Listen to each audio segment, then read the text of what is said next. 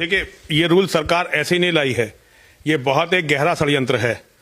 Saudi अरब में एक institute है, यूनिवर्सिटी है उनकी, वहां अध्ययन होता है कि भारत में हमने इतने दिन राज किया, जबकि हम जहां कहीं भी गए, जिस देश को भी जीता, हमने बहुत जल्दी उसका इस्लामीकरण कर लिया।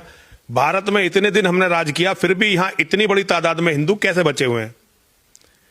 वहां गहन अध्ययन के बाद यह तय पाया जाता है कि ब्राह्मणों, क्षत्रियों और वैश्यों के होते हुए भारत का पूर्ण इस्लामीकरण संभव नहीं है।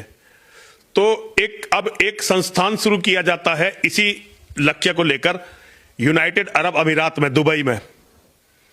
वहां बहुत बड़ी तादाद में लॉबिंग की जाती है।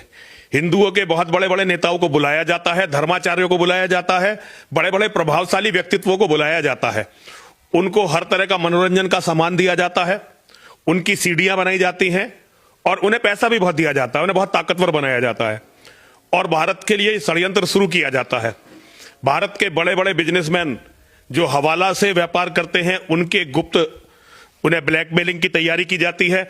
बहुत सारे बिजनेसमैनों को पैसे का लालच देकर, महिलाओं का लालच देकर बुलाया जाता है अरब जगत में।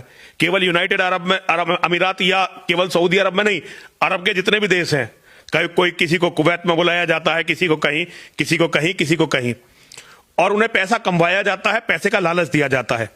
फिर उनके माध्यम से भारत सरकार को प्रभावित करके, भारत के सभी नेताओं को प्रभावित करके यह बिल लाया जाता है ताकि क्षत्रिय, ब्राह्मण, क्षत्रिय और वैश्य, इस समाज को जड़ से समाप्त कर दिया जाए।